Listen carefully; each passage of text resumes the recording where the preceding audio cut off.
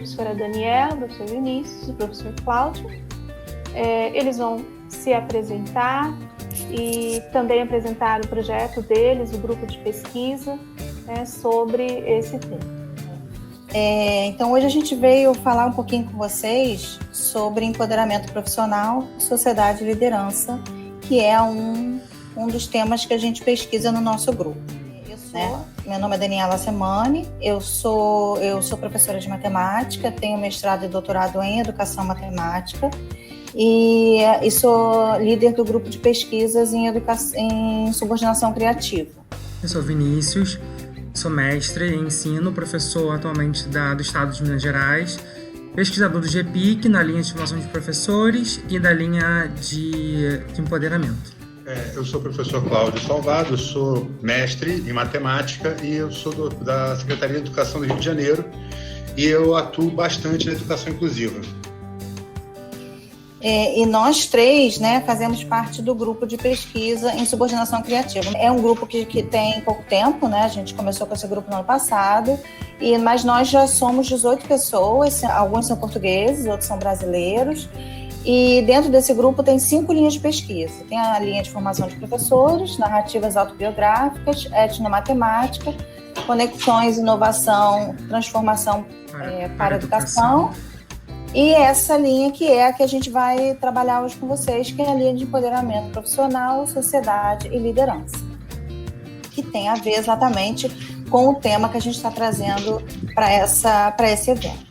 Para a gente começar, antes da gente falar, da gente trocar ideia, antes da gente falar nada, o que seria empoderamento? Ou seja, para você, empoderamento é sinônimo de...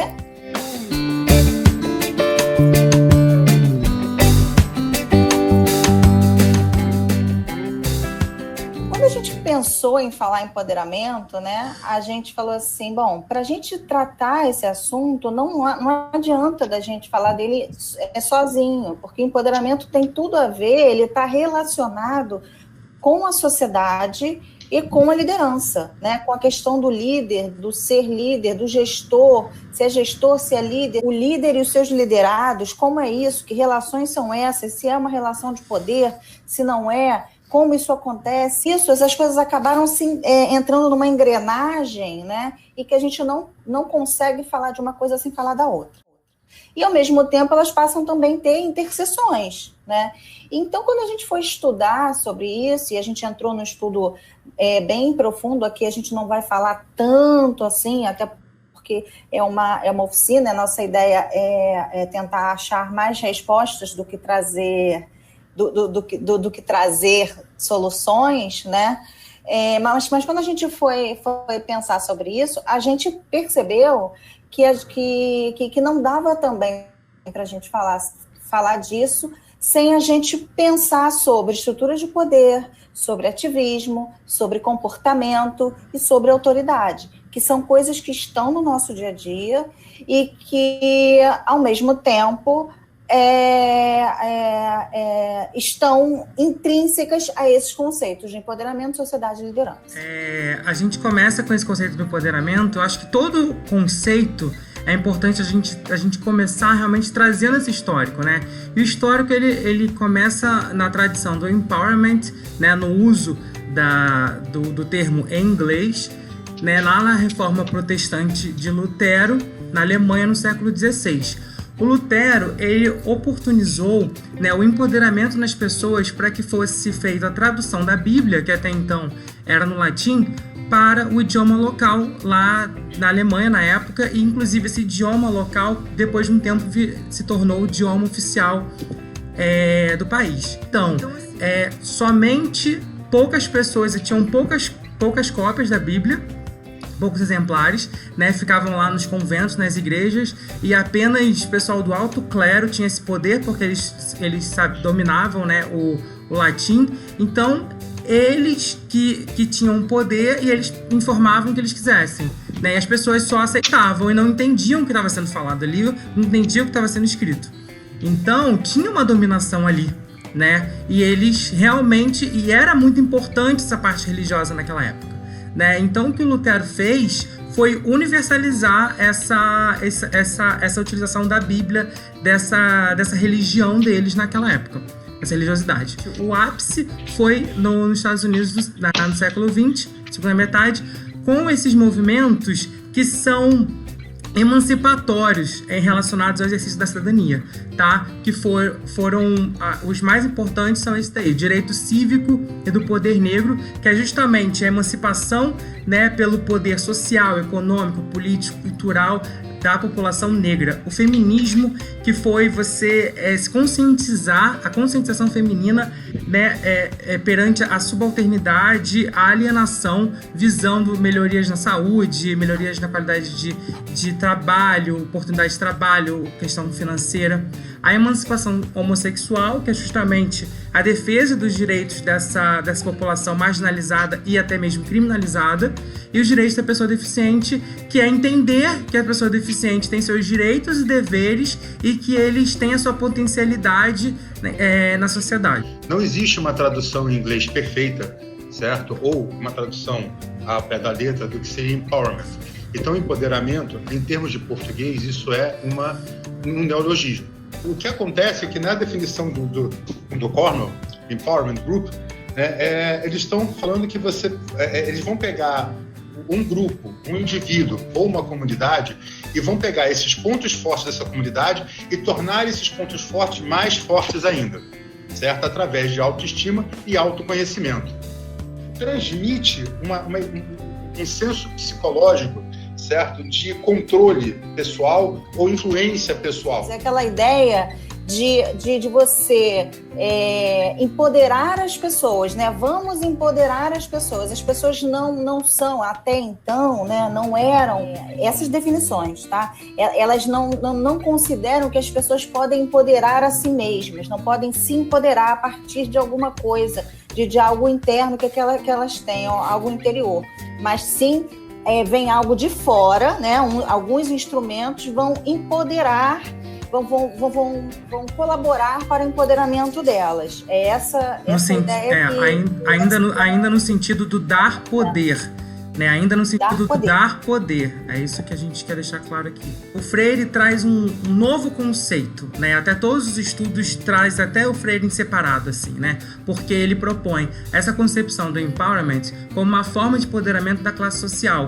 Então não é uma questão apenas individual, e sim uma ação coletiva, né, que através da interação entre essas pessoas envolve necessariamente um desequilíbrio das relações de poder na sociedade. Então, assim, o Freire entende que mesmo que você se sinta individualmente mais livre, esse sentimento não é social se você não é capaz de usar a sua liberdade recente para dar condições, né, de outras pessoas se libertarem também. Então, assim, apesar de sim ainda ter essa questão, né, do empoderamento seu, assim, de você se empoderar, você se empodera, mas você também ajuda outras pessoas ao seu redor, naquele seu convívio, tá? Então, traz uma diferença desse conceito. Eles têm noção do o que falta, sabe? Qual o recurso que me falta? O que eu preciso para o meu bem-estar, para uma qualidade de vida, para isso e para aquilo? Apesar desse movimento individual, mas o Freire trazer essa questão coletiva, ainda está presente as estruturas dominantes de poder, tá? Porque ainda tem essa relação do oprimido e opressor, em que o oprimido quer se tornar o opressor, e quando ele se torna opressor, ele vai se tornar opressor para outros oprimidos que vão se tornar querem ser opressor, então vai ficar ainda nesse círculo vicioso, entendeu? Mas já tem uma evolução aí do conceito de não só individual, e sim de tentar empoderar os que estão ao seu redor.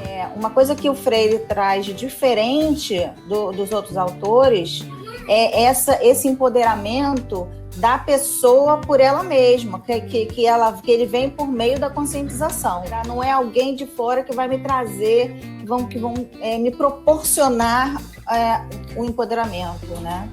Exatamente. Entender a sua necessidade, os recursos que lhe faltam. E tem que ver uma coisa, na verdade, o que essa definição deles fala é para você que você tem uma pessoa, ou um grupo, ou para uma comunidade que vai fazer o seguinte, vai pegar essas pessoas que teoricamente não são empoderadas e vão dar para elas uma autoestima, trazer para elas um autoconhecimento que vão fazer delas crescerem. E vão pegar essas coisas assim, as coisas que eles podem fazer, produzir, ou até mesmo ter, né, que consigam conseguir mais, certo? Vão dar essa habilidade para essas pessoas. Porque justamente essa parte, até a gente tem os estudos que trazem essa questão linguística, né, do empoderamento da forma transitiva e intransitiva, do eu empodero a alguém, alguma coisa para alguém, essa parte é o transitivo, né, pede algum complemento. Então, esse início dessas definições aí do Cornell, ele está justamente empoderando alguém, entendeu? Só está dando o poder. E já o Freire já chega da questão do eu empodero. Eu empodero e não preciso de mais nada. Eu acho que essa definição do Cornell está muito ligada... ela está muito ligada ao movimento negro. Então, eles escolhiam, por exemplo, aquela empresa é de um branco, mas ela não emprega funcionários negros, vamos parar de comprar ali. Então, eles são obrigados a empregar um funcionário negro na perspectiva de que senão eles estão perdendo clientes. Então, é por isso que a comunidade empodera alguém, que é um pouco diferente da perspectiva freiriana, que ele já vai trazer o eu vou me empoderar. Não é a perspectiva da comunidade, mas é eu vou me empoderar para a comunidade, com a comunidade, e não só para mim mesmo. Então, assim, eu acho que é esse pontinho aí que pode fazer uma contribuição, que é uma perspectiva mais histórica mesmo. O empoderamento está associado ao cooperativismo? Pode estar. Sim, porque afinal de contas, como a própria Cornell fala, ele fala que pode ser uma comunidade. Se é uma comunidade, sim, cooperativismo você estaria dentro. Então, na verdade, né, o empoderamento ele está associado a uma série de coisas. A gente não pode dizer, né, que o cooperativismo vai gerar um empoderamento. Não pode dizer isso. Mas a gente pode dizer, sim, que o cooperativismo contribui, né, para o empoderamento, ou o empoderamento para as pessoas empoderadas, né, elas têm mais propensão ao cooperativismo. A gente pode pensar por aí. Agora, a gente não pode ter garantias a nada, associar, relacionar e tudo, ok. Porque, assim, isso tem muito a ver, o cooperativismo tem muito a ver com a liderança, que a gente vai falar daqui a pouquinho. E nisso tudo vão vir as estruturas de poder, que estão relacionadas exatamente tanto com o empoderamento quanto com a liderança, e a forma como cada líder lida com os seus liderados. E que tem líder que vai lidar, eu já estou adiantando os próximos slides, que tem líder que vai ter um comportamento com os seus liderados de uma forma cooperativa e outros não. Aí a gente chega nessa definição da OMS, né? Mais uma definição de empoderamento em que ela entende que é um processo social, cultural, psicológico ou político que justamente pensa o quê? Da pessoa expressar suas necessidades, explicitar suas preocupações, tomar decisões e satisfazer as suas necessidades. Ou seja, tem aí um processo da conscientização, né? Você se conscientizar do que você precisa. E você saber os caminhos a seguir para conseguir satisfazer isso. Stromquist, que é uma feminista, ela diz que o empoderamento, ela fala do empoderamento feminino já, essa aqui fala voltado para o feminino. Ela diz que o empoderamento feminino ele consiste em 4 dimensões igualmente importantes e uma não vive sem a outra, quer dizer, tem que ser as 4 juntas, né? Que é a dimensão cognitiva, psicológica, política e econômica. Né? Quer dizer, que a mulher, para se empoderar, ela tem que ter autoestima, ela tem que ter uma visão crítica da realidade, consciência das desigualdades de poder e capacidade de se organizar e a capacidade de gerar renda independente. ela aponta essas quatro dimensões. E seguindo também um estudo, né, mais ligado ao empoderamento feminino, a Mageste propõe analisar esse processo de empoderamento em 3 níveis: individual, relacional e contextual. E eles são como uma que vai se ampliando e se interligando por meio das relações de poder. Então ela coloca que, por exemplo, a pessoa pode começar esse processo de empoderamento no individual, ou no relacional, ou no contextual, mas vai chegar um momento em que eles vão se interligar, esses três níveis de processo. Então, assim, o individual é justamente o cuidar, né, de si próprio, né, se posicionar como um sujeito da evolução da sua vida. É entender o que eu preciso, o que falta para a minha qualidade de vida, para o meu bem-estar. Você entender o que você precisa. É aquela relação também de conscientização. Já o relacional tem a ver com as relações que você tem com a sua vida. Então, por exemplo, tem a influência familiar, os valores culturais, os seus questionamentos.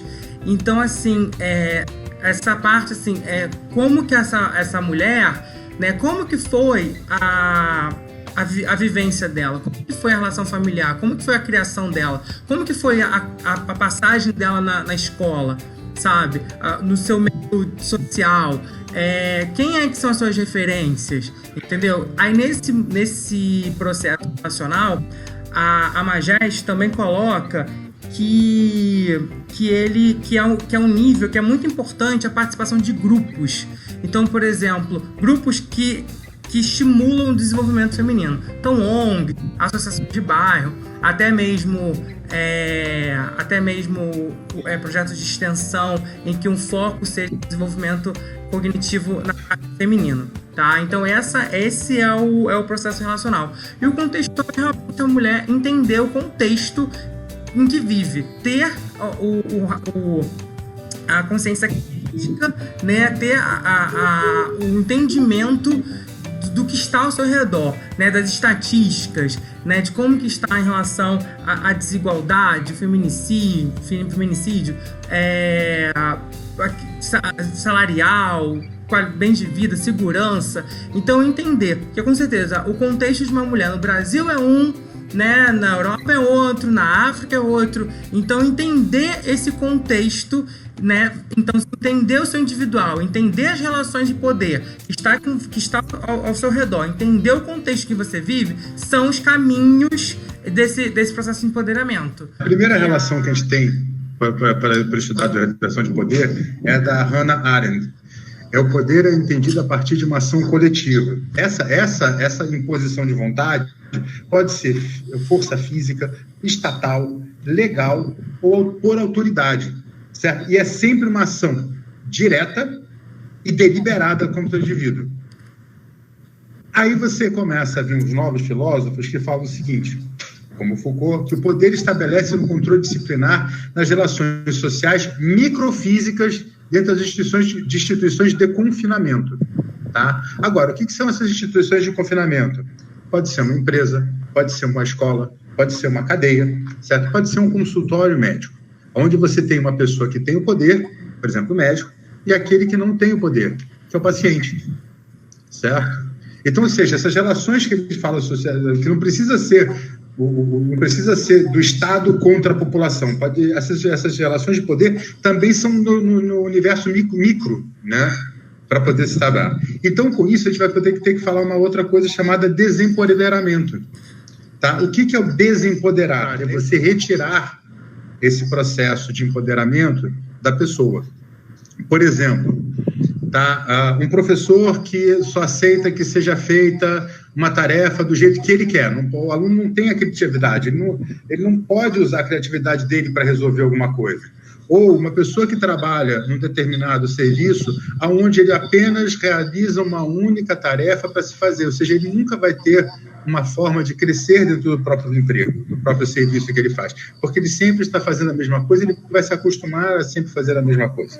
Essas ideias aqui, né, que a gente trouxe de poder, são para complementar aquelas definições que a gente estava falando antes de empoderamento e que vocês começaram a fazer os comentários, né? e que, assim, isso vem para contribuir exatamente para a discussão, que eu acho que é importante a gente entender que existem essas relações de poder, e são relações em que são importantes no sentido de, até agora, né, todas essas definições que a gente trouxe são definições em que há um oprimido e um opressor, todas elas, né? Tem um lado que é o oprimido e tem um lado que é o opressor, e que vem o ato de se empoderar, ou alguém vai empoderar alguém, seja como for, mas esse empoderamento vem para o oprimido, ele ter poder, né, ele ganhar esse poder, e de alguma forma essa desigualdade ela continua, porque esse oprimido que se empodera, ele não fica igual ao opressor, essa relação ela não fica igual, porque alguém que não se empoderou, né, ele acaba se tornando, de alguma forma, opressor para um outro oprimido. Essa relação de desigualdade, ela se mantém. Até então, todos eles, nenhuma dessas definições aí, abarcaram essa ideia das relações igualitárias, em que a gente não tenha essa coisa do poder como uma coisa que não seja tão ruim. E isso é um dos grandes problemas, e com muitas pessoas que têm preconceito quando a gente vai falar de empoderamento. Pelo menos eu encontrei na educação muitas pessoas falando, mas você vai falar de empoderamento? Eu não gosto muito desse termo, né? Na educação matemática, a gente tem um grande educador matemático que ele entende o poder da forma de Foucault, como o Cláudio acabou de explicar, essas relações de poder, né? E ele fala, e ele diz, eu não uso a palavra empoderar, eu acho que o poder é muito perigoso, e é verdade. Se a gente for pensar no poder desta forma, né, com esse olhar, o poder é perigoso, porque quem detém o poder pode fazer coisas horrorosas, né, nessas relações. Então, a gente está trazendo aí porque são coisas a se pensar, porque às vezes a gente usa essa ideia do vou me empoderar. Lógico que ninguém está falando isso para poder fazer mal nenhum a ninguém, mas quando a gente está na academia, a gente está falando sobre isso, a gente tem que se ligar, porque essas relações de poder podem sim, e são, muitas vezes, usadas para algo que não são boas. Um exemplo, né, eu estava lendo um livro no outro dia, do Biratan D'Ambrosio, e ele dizia assim, a educação, ela vem da sociedade, a educação ela tá nas culturas, na sociedade. Então, o que as instituições e a academia, o que eles fazem? Eles pegam essa educação, o conhecimento que está na rua, que está na sociedade, pegam esse conhecimento, modificam esse conhecimento, eles afinam esse conhecimento para depois devolver para a sociedade de uma outra forma. E a gente vê a educação que está hoje aí, né? Porque ela já está moldada, modificada pela academia, né? E é uma educação, um conhecimento que veio da rua, que veio das pessoas. Então, mas isso é o quê? Que relação é essa que ele está falando? Relação de poder. É o poder, a instituição, né? Então, às vezes não é nem com a intenção de fazer uma coisa ruim, mas é o poder que faz isso.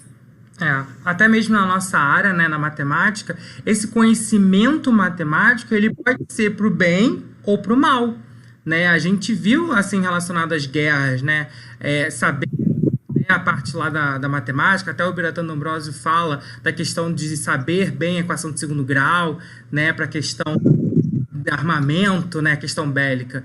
Então, aí é o poder, né? Deu poder porque conhecimento para aquela pessoa, pode ser usado para o bem e para o mal.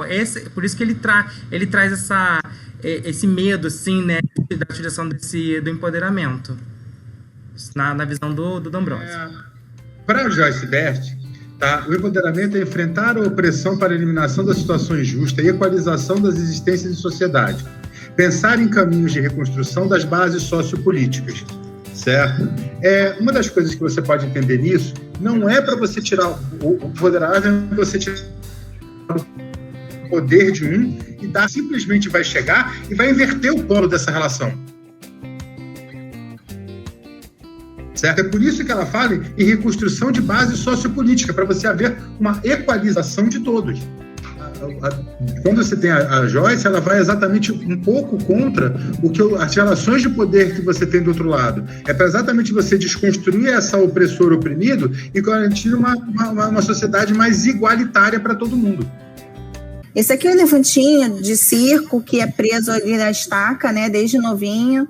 E ele, assim que é preso, o que ele vai tentar fazer? Ele vai tentar sair dali, né, para andar e tal. Ele força, tenta sair, não consegue. E até um dia que ele desiste, né? Desiste, vai crescendo, desiste, não consegue mais, desiste. Aí ele cresce preso, né? Mas ele já não tenta mais sair. Por quê? Porque ele aprendeu, né? Pela teoria do desenvolvimento comportamental, a gente já estudou isso, ele aprendeu que ele não vai sair dali, que aquilo ali, que aquela estaca ali é uma coisa que o prende, que a vida dele é em torno daquela estaca, que ele só pode andar ali em volta. Ele aprendeu isso. Só que, no fundo, aquele elefante, né, que já é grande, ele pode sair dali, né? Ele tem uma correntezinha muito pequenininha e ele é grandão. Ele é bem grande, né? Ele pode quebrar essa corrente. Mas ele só vai quebrar essa corrente se ele tiver condições. Como que ele vai ter condições de quebrar essa corrente? Né? Se alguma coisa dentro dele mudar, se ele tiver um empoderamento. E como que ele vai conseguir esse empoderamento para sair dali, dessa situação que ele está triste ali, preso? Né? Como que ele vai sair dali? O que tem que mudar? Tem que mudar a consciência dele. Tem que mudar a autoconsciência, a reflexão crítica, a autonomia, né? A pessoa tem que ter cultura política, social, emancipação, cultura econômica, e a partir daí a gente pode dizer que a pessoa tem um empoderamento.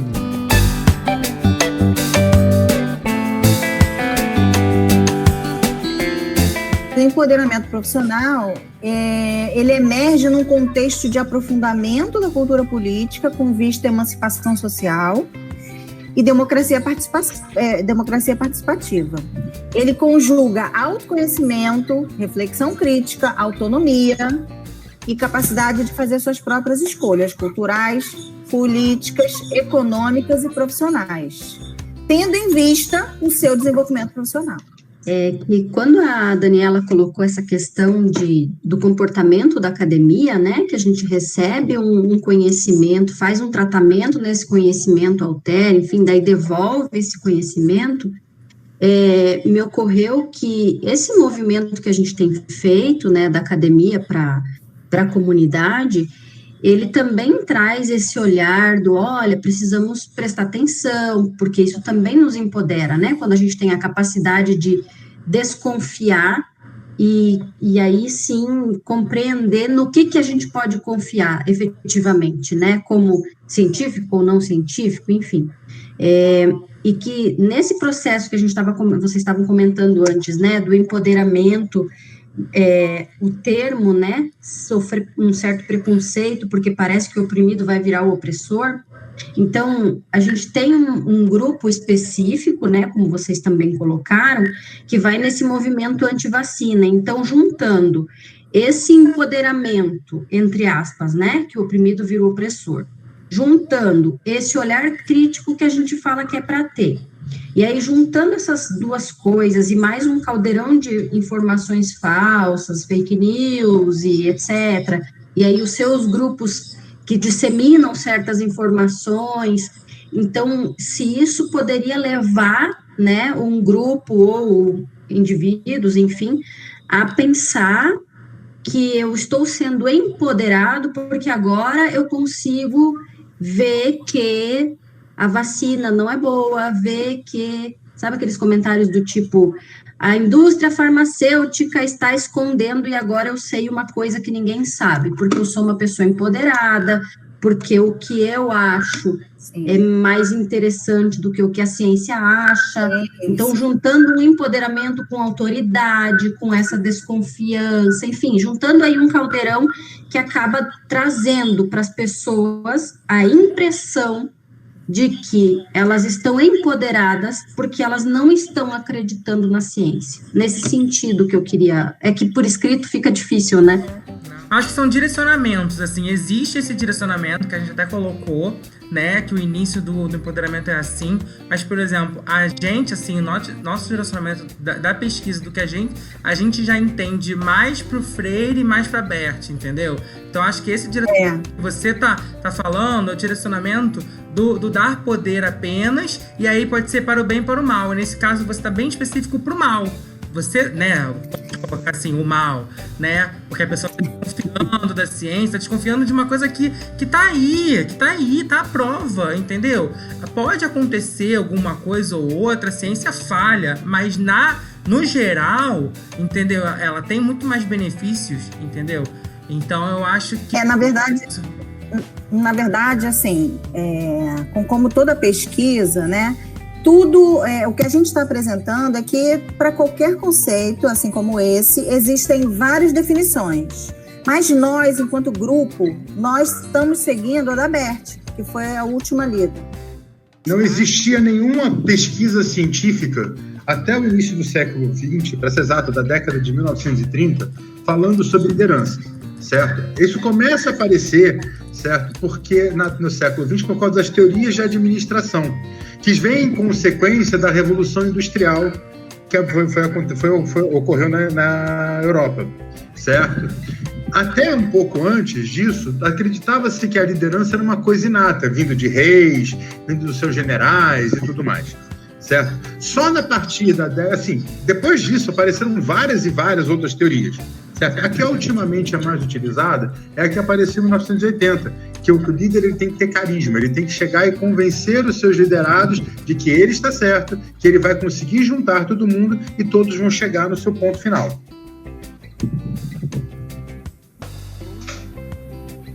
Então, assim, algumas, né, assim como o empoderamento, a gente traz algumas definições da liderança, né? O Tannenbaum, ele traz a liderança como uma influência exercida entre as pessoas por meio da comunicação para que sejam atingidos metas e objetivos específicos.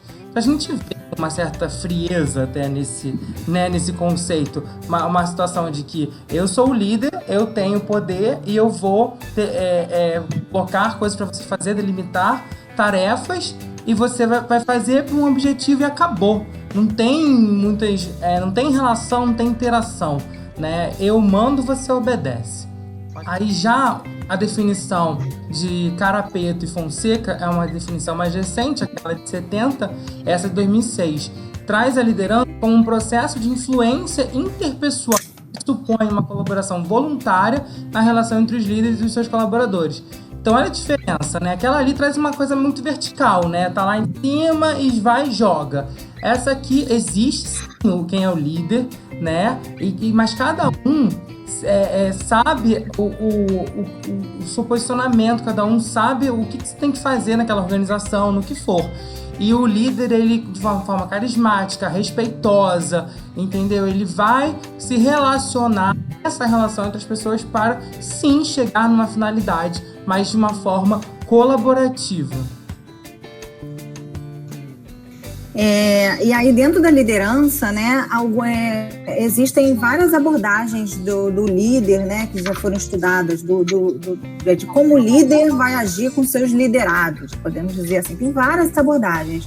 Aí a gente selecionou algumas aqui, né? A teoria dos traços, que aqui os líderes são diferenciados dos seus liderados por traços de personalidade.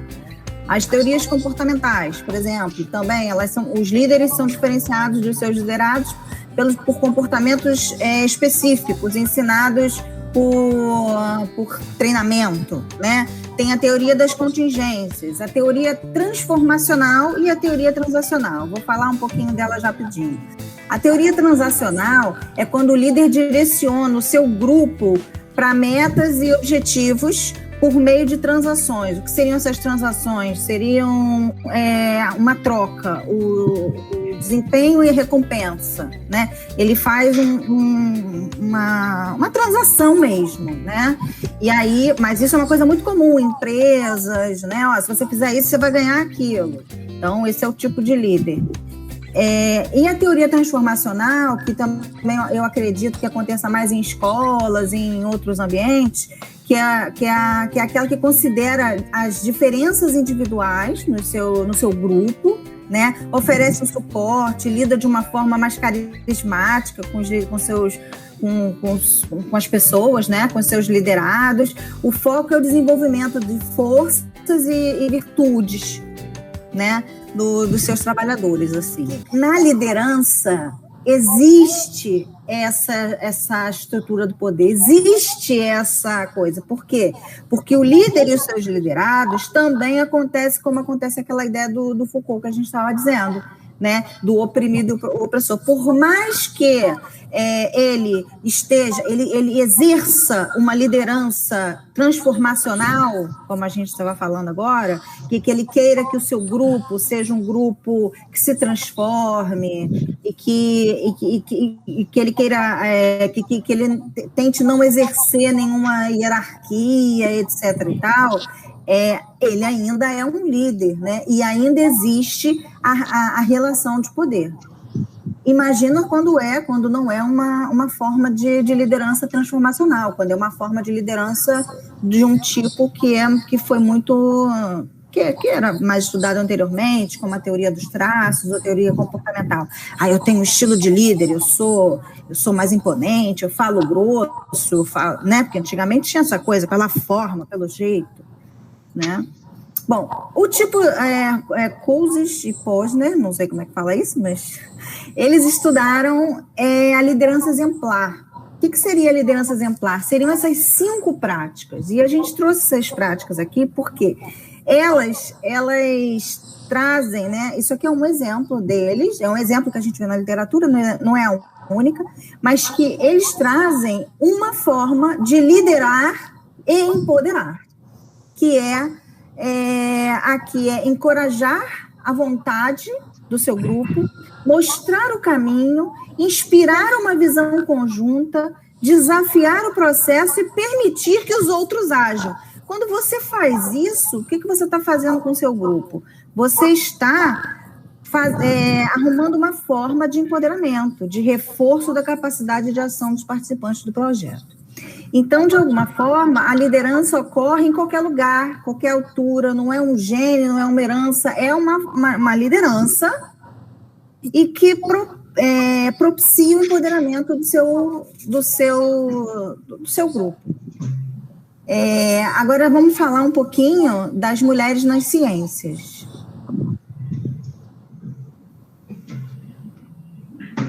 Claro. Assim, a história, apesar dos livros de história não colocarem, existem muitas e várias mulheres na ciência. Eu vou citar 3 aqui que são mais interessantes assim, para saber. Na primeira coluna, a terceira, que está segurando uma cítara, desenho, ela é a filha de Bhaskara, que continuou os estudos do seu pai de matemática. A quinta dessas, aqui onde está o mouse, é a Hipácia, a famosa Hipácia de Alexandria, que era uma matemática influente na sua época, principalmente na parte não só de matemática, como também de astronomia, certo? Na quinta coluna, ali perto do M, tem o desenho de uma senhora, essa é a Agnase. A Agnase foi a primeira mulher que escreveu um livro, que escreveu o primeiro livro de cálculo, e que, por um acaso, também tem uma curva com o nome dela que foi mal traduzida para a bruxa de Agnase. Realmente é mais que um expoente nesse aspecto de ser uma mulher empoderada dentro da ciência, certo? Que nada mais, nada menos é Marie Curie, certo? Ela nasceu na Polônia, certo? Em 1867, como Maria Skłodowska. Depois que a irmã mais nova dela terminou medicina, ela foi para Paris para estudar ciências. E em 1893, ela se forma em primeiro lugar em física, na turma de física, e em 1894 ela se forma em segundo lugar na sua turma em matemática. Em 1895, ela casa com seu marido, certo? Pierre Curie, e se transforma em Maria Skłodowska-Curie, certo? Ela faz uma tese de doutorado em cima da radiação, que foi o tema do doutorado dela, certo? Ela descobre, junto com o marido, certo, o polônio e o rádio, né, que são dois elementos que não existiam na tabela periódica, ela foi descobrindo, junto com o marido, e com isso gerou a tese de doutorado dela gerou o primeiro Nobel que ela ganhou, que foi em Física, em 1903, e o segundo pela descoberta desses elementos, em 1911. O que transforma ela na primeira pessoa, não digo mulher, digo a primeira pessoa que ganhou 2 prêmios Nobel.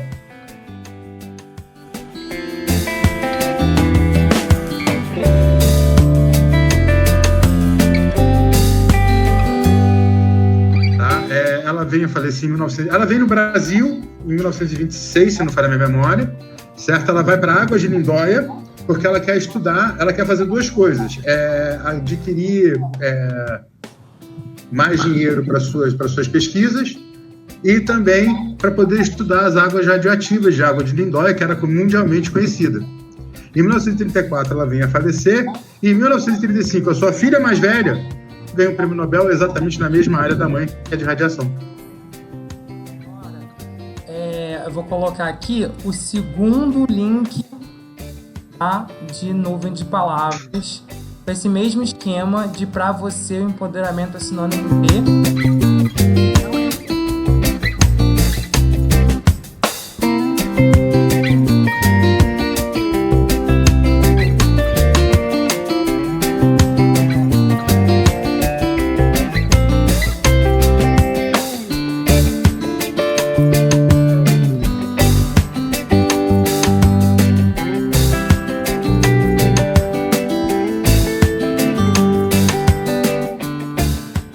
Poder aí. Isso aí foi só o poder. O que é empoderamento? Poder, aí vem autonomia, liberdade, força, confiança. Confiança, tá ali, né? Um pouquinho. Agora, depois de tudo que a gente falou, tá? Depois de tudo que a gente falou. Ficou assim. Aumentaram as palavras, continuou o poder. Mas o poder tá mais fraco. O poder tá mais fraco e as outras estão mais equilibradas. Eu tô sentindo isso também. Rolou a evolução, transformação, cooperação, empatia, coisas muito novas aí que não tinham... Igualdade, coletividade, surgiram novas palavras, muito legal. Resistir. Cuidado. Dar poder. Crítico. Superação. Apesar de não estar na mesma fonte, né, a gente até quis brincar com isso para não ficar igualzinho, mas dá para perceber que o poder é menor, né? Ele ainda entra mais, mas ele não tá tão forte como no primeiro. E as outras me parecem estar mais equilibradas do que as outras. Na primeira você podia perceber escalas. Dessa vez, apesar do poder estar na frente, as outras me pareceram mais universais equilibradas. Ali. Equilibradas. É porque eu acho que as palavras são diferentes, né? Ali tinha muita palavra igual. Aí, muita gente ficou naquela mesma palavra. Agora, pessoas escreveram coisas diferentes. Então, a gente consegue ver que a autonomia, o trabalho em equipe ficou aí na frente, né? Teve aí uma frente maior. E o empoderamento, a gente tanto tá falando, ficou aí bem para trás. O que tá acontecendo? Vocês estão na oficina para se empoderar, é isso? É verdade? Vocês estão na oficina para se empoderarem? Aparece as notas? Não. Aparece. Não sei isso não. É uma curva. Ali. 3 pessoas ficaram ali no 5. É uma curva, dá pra ver. Tá. Dá pra ver alguém botou aqui, ó, tá vendo? Alguém botou aqui. Aí é por isso que dá 5,9. 2 pessoas botaram aqui, 3 aqui, uma aqui, 3 aqui. É a média do grupo. Olha. Legal isso aí. Dá pra ver a curva. Interessante.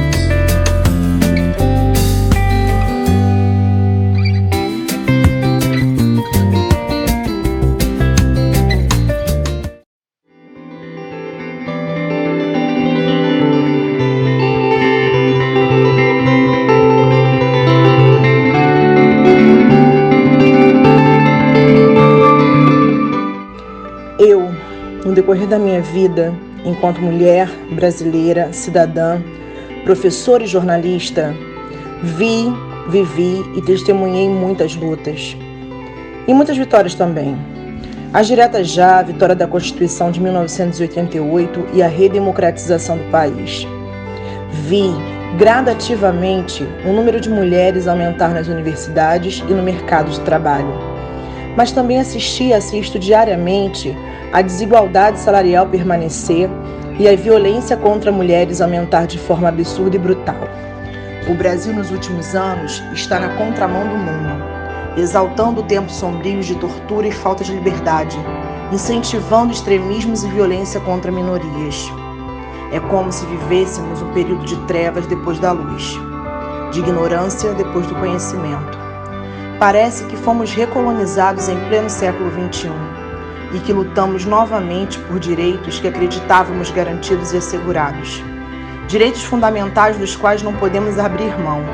Direito à opinião, à voz, à vida, ao controle de nossos corpos e destinos. Vejo alunas antenadas e empoderadas pelos exemplos e pessoas que as cercam. E também vejo jovens mulheres, oprimidas pela sociedade patriarcal, arcaica e machista na qual vivemos. Nós, enquanto educadoras e formadoras de opinião, precisamos ser esse farol, essa luz, essa voz que precisa ecoar. Precisamos nos fazer presentes e mostrarmos nossa força.